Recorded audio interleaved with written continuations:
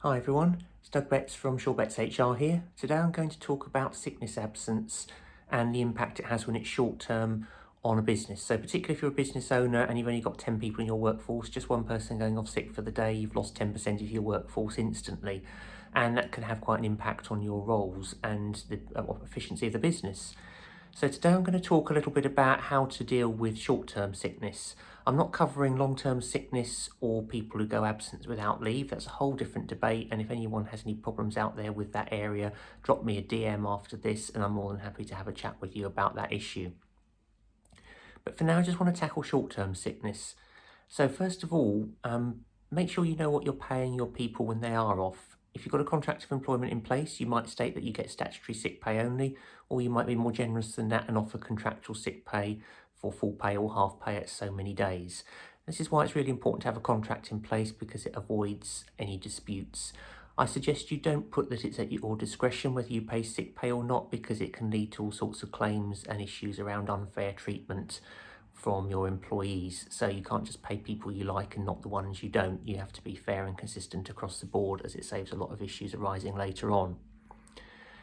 But you can absolutely tackle this. Your handbook or contract should also have a process for what to do if somebody is sick. So they need to phone in, and we usually advise them to phone in rather than to send a text. That way they can practice their best ever sick voices at you, but also it will discourage them from just sending a message if they're not really sick.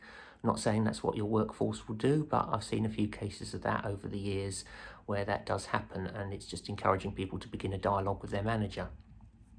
A lot of people, if they manage staff, aren't quite sure whether they're allowed to keep in touch or have any contact with anybody while they're off sick.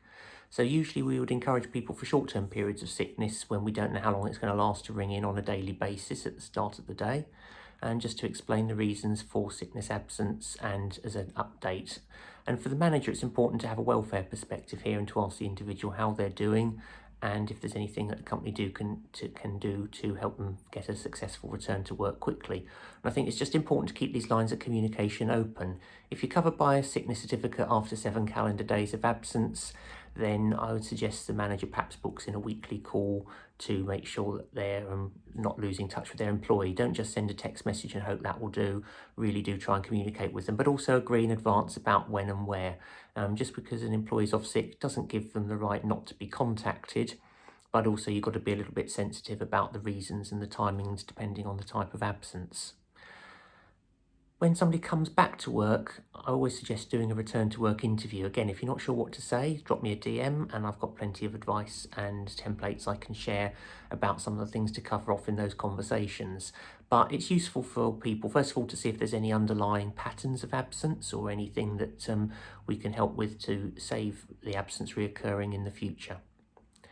Did you know that in 2019, the average person in the UK workforce took 4.4 days off sick? Might not sound like a lot per person, but that's a lot of time spent due to sickness absence. Due to COVID, I have seen sickness figures drop dramatically because there's more flexible working. So it means that people who perhaps might not be well enough to work in an office for certain reasons are well enough to carry on working at home. So perhaps we've not seen the figures that we might have done in the past, which I think is quite interesting in itself.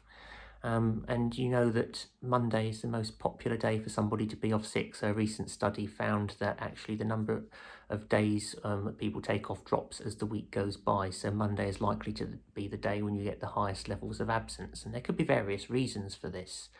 But I think overall it's just important as an employer to make sure you keep in contact with your staff during sickness, but not to the point where you're overbearing. Keep accurate records of their sickness so you can see who's been paid what, and look out for any patterns and make sure these are tackled in a return to work interview. I'm going to put some links below this message to my website, and if anyone wants to drop me a DM to discuss, please do, and I'll be more than happy to help. Thanks very much.